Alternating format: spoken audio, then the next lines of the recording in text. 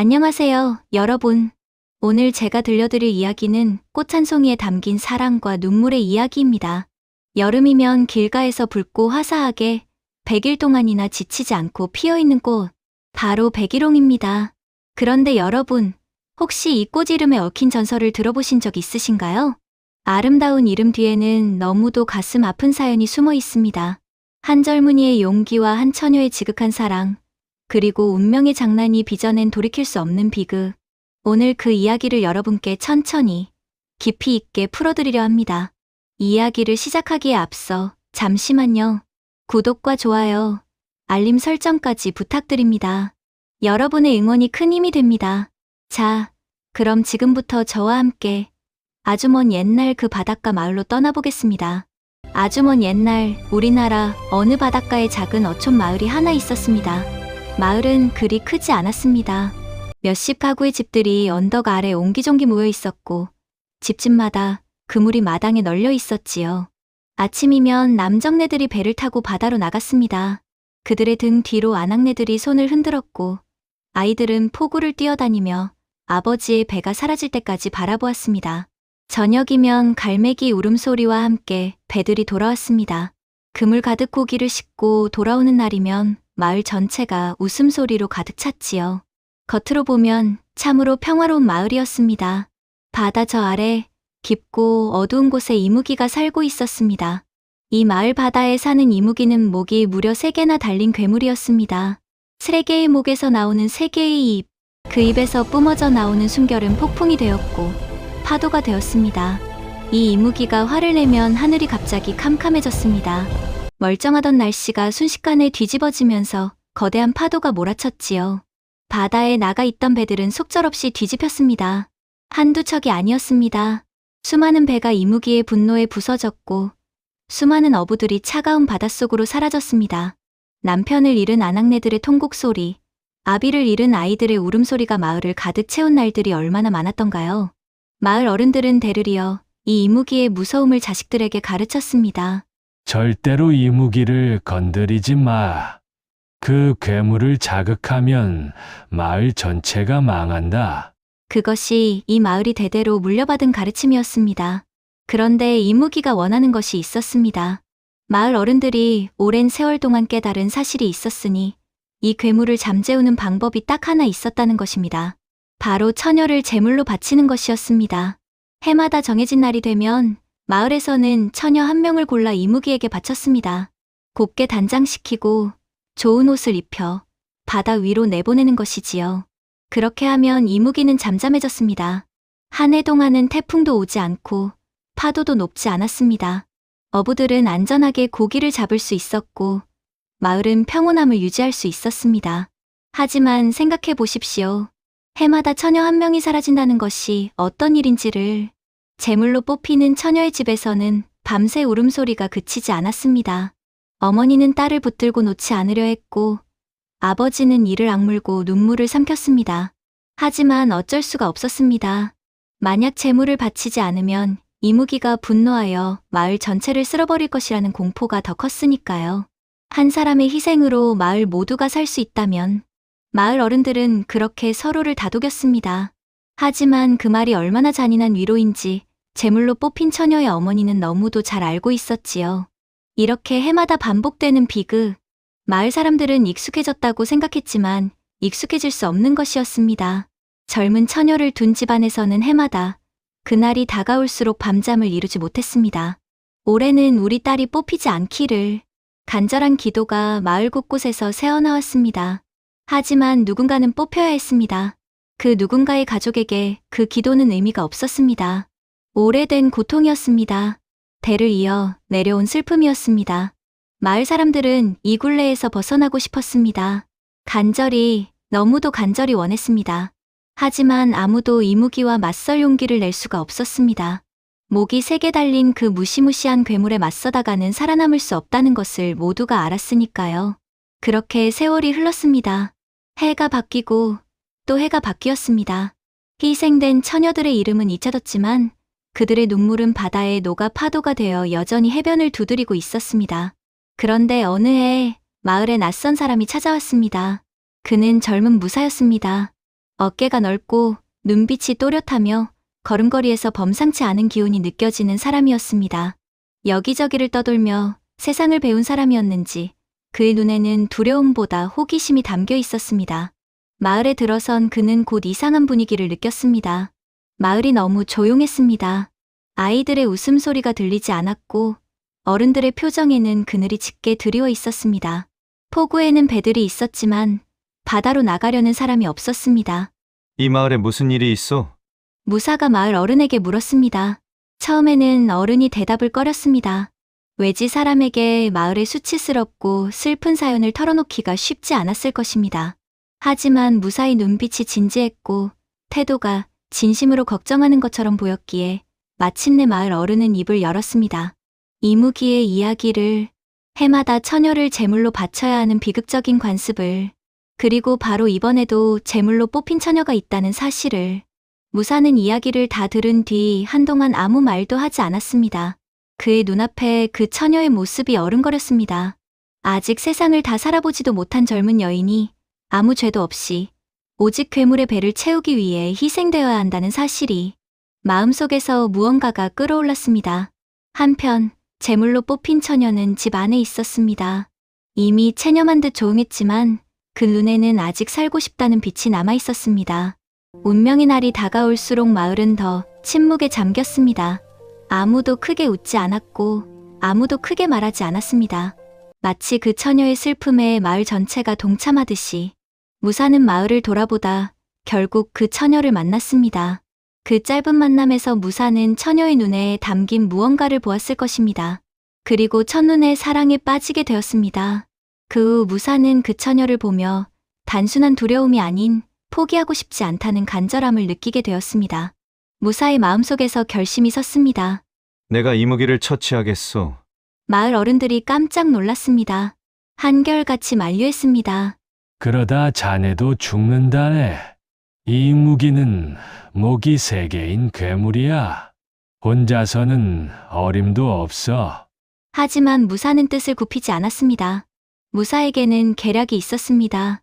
이무기를 처치하려면 먼저 이무기 앞에 서야 합니다. 그런데 이무기가 있는 곳에 접근하려면 제물로 바쳐지는 처녀처럼 위장해야 했습니다. 무사는 결심했습니다. 자신이 직접 처녀로 변장하여 이무기 앞에 나서겠다고. 이 얼마나 담대한 결심인지요. 목이 3개인 괴물 앞에 스스로 제물처럼 걸어 들어가겠다는 것이니까요. 조금이라도 틈이 생기면, 아니 운이 조금이라도 나쁘면 그 자리에서 목숨을 잃을 수도 있는 일이었습니다. 마을 사람들은 반신반의했습니다. 어떤 사람은 무모한 짓이라 했고 어떤 사람은 어차피 죽을 처녀 대신 저 사람이 죽으면 되지 않겠나라는 냉정한 생각을 하기도 했습니다. 하지만 그 말을 차마 입 밖에 낼 수는 없었지요. 처녀는 무사를 말렸습니다. 당신까지 죽어서는 안 됩니다. 이건 저의 운명입니다. 하지만 무사는 고개를 저었습니다. 운명이라는 말로 포기하기에는 당신은 너무 젊소. 내게 제발 기회를 죽지 주시오. 마세요. 마침내 준비가 시작되었습니다. 무사는 여인의 옷을 입었습니다. 제발 죽지 마세요. 머리를 단장했습니다. 하지만 옷 속에는 날카로운 칼을 품고 있었습니다. 겉으로는 재물이었지만 속으로는 전사였습니다. 정해진 날이 되었습니다. 마을 사람들이 지켜보는 가운데 무사는 배에 올랐습니다. 작은 배가 천천히 포구를 빠져나갔습니다. 바람도 없는데 파도가 조금씩 높아졌습니다. 마치 이무기가 재물을 기다리듯이 배가 바다 한가운데에 이르렀을 때 물속이 심상치 않게 움직이기 시작했습니다. 검고 거대한 그림자가 깊은 곳에서 서서히 올라오고 있었습니다. 물이 소용돌이쳤습니다. 바다 위에 거품이 피어올랐습니다. 그리고 마침내 이무기가 모습을 드러냈습니다. 3개의 목이 물 위로 솟구쳤습니다. 비늘로 뒤덮인 몸통은 거대했고 새쌍의 눈이 차갑게 빛났습니다. 그 입에서 나오는 숨결은 뜨겁고 독했습니다. 보통 사람이라면 그 자리에서 기절했을 광경이었습니다. 하지만 무사는 자리를 지켰습니다. 이무기의 3개의 목이 일제히 무사를 향해 뻗어왔습니다. 그 순간 무사는 몸을 날렸습니다. 품 안에 숨겼던 칼을 꺼내 들며 이무기의 목 하나를 향해 힘껏 내리쳤습니다. 싸움이 시작되었습니다. 이무기는 당황했을 것입니다. 얌전히 잡아먹히는 재물인 줄 알았는데 갑자기 칼을 든 전사가 나타났으니까요. 세 개의 목이 각기 다른 방향에서 무사를 노렸습니다. 한쪽을 피하면 다른 쪽이 달려들었습니다. 배 위에서의 싸움은 더욱 위태로웠습니다. 발을 내딛는 곳마다 물이 출렁였고 이무기의 움직임에 따라 파도가 거칠어졌습니다. 무사는 온 힘을 다했습니다. 칼날이 번뜩이고 이무기의 비늘이 부딪히는 소리가 바다 위에 가득 찼습니다. 피가 튀었습니다. 이무기의 피였는지 무사의 피였는지 그 치열한 순간에는 알 수 없었습니다. 마을 포구에서는 사람들이 숨을 죽이고 바다를 바라보았습니다. 너무 멀어 자세히 보이지는 않았지만 바다 위에서 무언가 격렬한 일이 벌어지고 있다는 것은 알 수 있었습니다. 처녀도 그 자리에 있었습니다. 손을 모으고 입술을 깨물며 무사의 무사함을 빌었습니다. 싸움은 길었습니다. 이무기는 쉽게 쓰러지는 괴물이 아니었습니다. 목이 3개인 만큼 3배로 강했습니다. 한쪽 목이 공격을 받는 동안 다른 두 쪽 목이 반격했습니다. 무사는 수없이 위기를 넘겼습니다. 하지만 무사도 보통 사람이 아니었습니다. 두려움을 이겨낸 사람의 힘, 무고한 처녀를 지키겠다는 의지, 이 마을의 오랜 슬픔을 끝내겠다는 결심이 그에게 보통을 넘어선 힘을 주었습니다. 마침내 무사의 칼이 이무기의 목 하나를 베어냈습니다. 이무기가 크게 울부짖었습니다. 그 소리가 얼마나 컸던지 마을까지 들릴 정도였다고 합니다. 사람들이 귀를 막고 웅크렸습니다. 하지만 이무기를 완전히 죽이지는 못했습니다.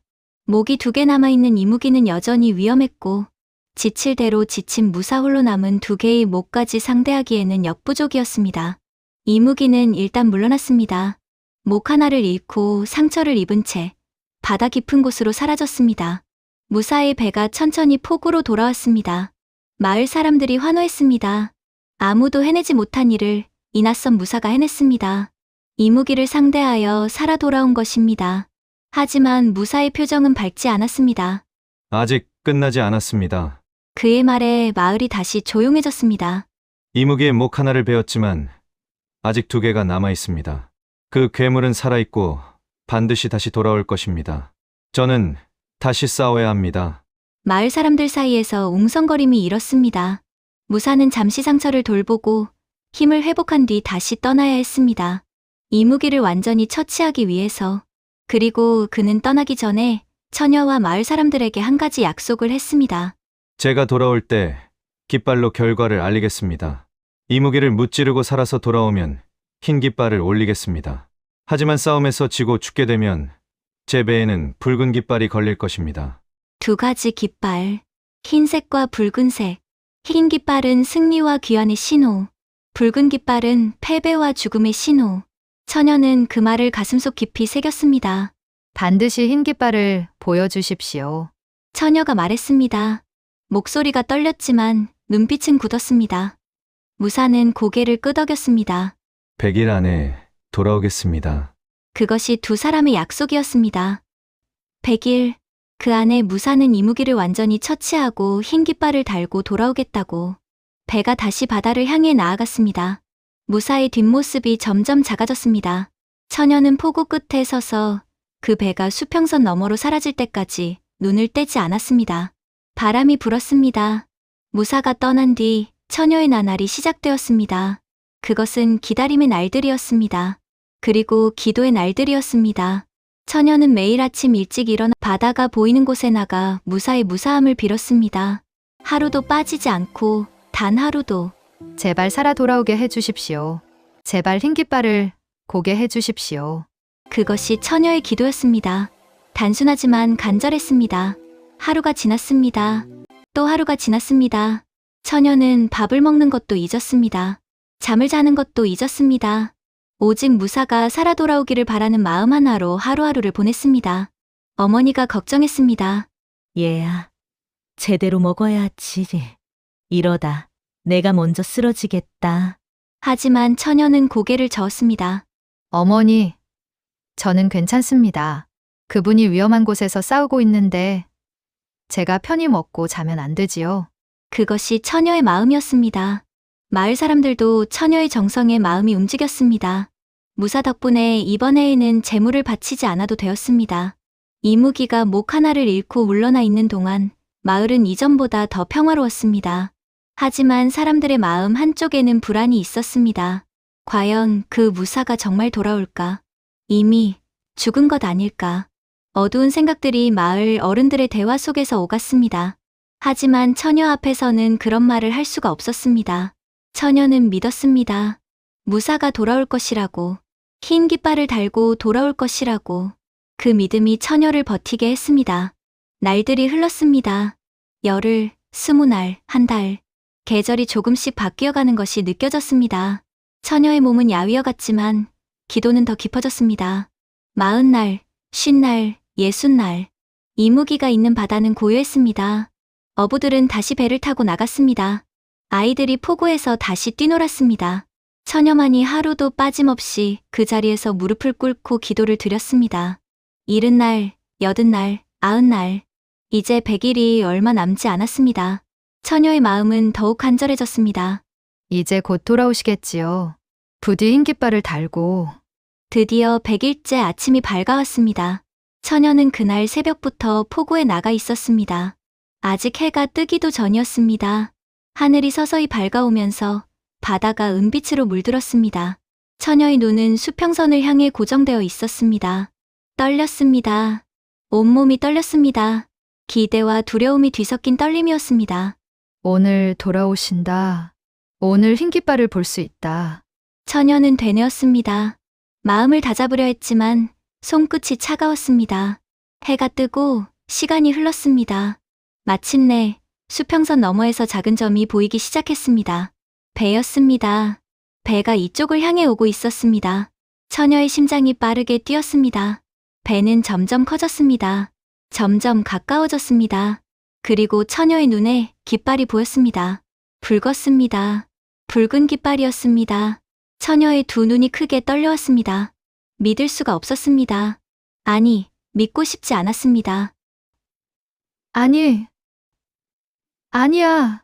손이 떨렸습니다. 무릎이 풀렸습니다. 붉은 깃발. 그것은 약속이었습니다. 패배와 죽음의 신호. 무사가 죽었다는 뜻이었습니다. 처녀의 머릿속에서 지난 100일이 스쳐 지나갔습니다. 하루도 빠지지 않고 빌었던 기도들. 무사가 살아 돌아오기를 믿었던 믿음들. 흰 깃발을 보게 해달라던 그 간절한 바람. 모두 무너졌습니다. 어찌 이런 일이. 처녀는 더 이상 버틸 수가 없었습니다. 100일의 기도가 끝나는 그 순간, 그 기도가 이루어지지 않았다는 사실 앞에서 처녀는 결국 바다로 뛰어들었습니다. 차가운 물이 처녀를 삼켰습니다. 마지막 순간, 처녀의 눈에는 무사의 얼굴과 흰 깃발이 떠올랐을 것입니다. 배가 포구에 닿았습니다. 무사가 내렸습니다. 그는 살아있었습니다. 이무기를 완전히 처치하고 승리하여 돌아온 것이었습니다. 그의 얼굴에는 피로가 가득했지만 살아있었습니다. 그런데 포구에 나온 마을 사람들의 얼굴이 이상했습니다. 기쁨이 없었습니다. 아니, 슬픔이 가득했습니다. 무슨 일이오? 왜들 이러시오? 무사가 물었습니다. 마을 어른이 말을 잇지 못하다가 겨우 입을 열었습니다. 처녀가 바다에 뛰어들었소. 그게 무슨 말이오? 붉은 깃발을 보고 당신이 죽은 줄 알고. 무사의 얼굴이 굳었습니다. 그의 시선이 배에 달린 깃발로 향했습니다. 분명히 흰 깃발을 달았습니다. 이무기를 처치하고 승리했으니 흰 깃발을 달았습니다. 그런데 왜 붉은 빛이? 무사는 깃발을 자세히 들여다보았습니다. 그제야 보였습니다. 깃발은 분명 흰 깃발이었습니다. 처음에는 분명히 흰색이었습니다. 하지만 이무기의 마지막 목을 베던 그 순간, 튀어오른 이무기의 피가 깃발 위로 떨어진 것이었습니다. 선명한 붉은색이 흰 깃발을 물들였습니다. 무사는 싸움의 혼란 속에서 그것을 미처 보지 못했습니다. 이무기를 처치하고 지쳐서 쓰러지듯 배에 몸을 실었으니 깃발을 확인할 여유가 없었던 것입니다. 흰 깃발이 붉게 물들어 있었습니다. 처녀의 눈에는 그것이 붉은 깃발로 보였을 것입니다. 무사는 오랫동안 그 자리에 서 있었습니다. 바람이 불었습니다. 붉게 물든 흰 깃발이 펄럭였습니다. 이토록 어이없는 비극이 있을까요? 이기고도 지는 슬픔이 있을까요? 살아 돌아왔는데 더 죽은 것 같은 고통이 있을까요? 무사는 그날 이후 얼마나 자신을 원망했을까요? 깃발만 한 번 확인했더라면.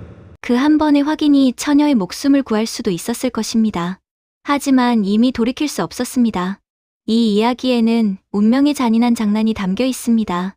무사는 용감하게 싸웠고 승리했습니다. 처녀도 기도하며 기다렸고 자신의 눈으로 본 것을 믿었습니다. 아무도 잘못하지 않았는데 가장 비극적인 결말이 펼쳐진 것입니다. 바로 이 점이 인간의 삶에 대한 깊은 성찰로 만드는 이유입니다. 우리 삶에도 이런 순간들이 있지 않던가요? 아무것도 잘못하지 않았는데 어긋나버리는 일들, 최선을 다했는데 뜻하지 않은 방향으로 흘러가는 일들, 한 발짝 차이, 한순간의 엇갈림으로 돌이킬 수 없어지는 일들. 이 전설은 그런 삶의 아이러니를 담고 있습니다. 처녀는 바다에서 건져졌습니다. 마을 사람들이 수습하여 양지 바른 곳에 무덤을 만들었습니다. 무사는 무덤 앞에 오랫동안 앉아 있었다고 합니다. 그리고 놀라운 일이 일어났습니다. 처녀의 무덤에서 꽃이 피어났습니다. 처음에는 작은 새싹이었습니다. 그 새싹이 자라고 자라더니 나무가 되었습니다. 그리고 그 나무에서 꽃이 피어났습니다. 붉은 꽃이었습니다. 처녀의 무덤에서 피어난 붉은 꽃. 그 꽃은 오랫동안 피어 있었습니다. 100일이었습니다. 처녀가 기도를 드린 날들과 똑같이 그 꽃은 100일 동안 지치지 않고 피어 있었습니다. 마을 사람들은 경이로움을 느꼈습니다. 이것은 처녀의 정성이 꽃이 된 것이다. 사람들은 그렇게 말했습니다. 100일 동안의 기도, 100일 동안의 기다림, 그 간절한 마음이 사라지지 않고 꽃이 되어 피어난 것이라고. 그래서 이 꽃의 이름이 백일홍이 되었습니다. 100일 동안 붉게 피는 꽃, 백일홍. 그 이름 안에 처녀의 100일이 담겨 있습니다. 그 이름 안에 처녀의 붉은 마음이 담겨 있습니다. 지금 이 순간에도 우리나라 어딘가에서 백일홍은 피어 있습니다. 처녀는 사라졌지만 그녀의 100일의 정성은 꽃으로 피어났습니다. 매년 여름이면 다시 피어납니다. 사람들이 그 꽃을 볼 때마다 오래전 그 처녀의 이야기를 기억하게 됩니다. 백일홍을 보실 때마다 생각해 주십시오. 저 붉은 꽃에는 한 젊은 처녀의 마음이 담겨 있다는 것을.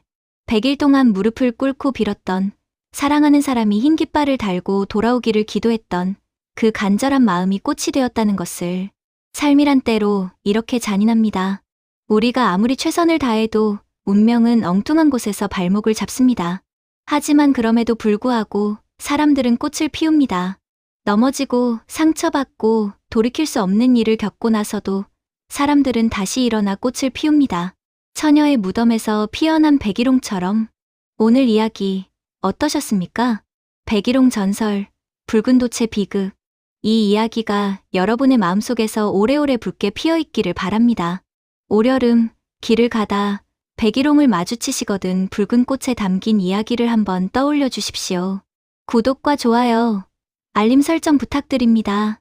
오늘도 함께 해주셔서 정말 감사드립니다.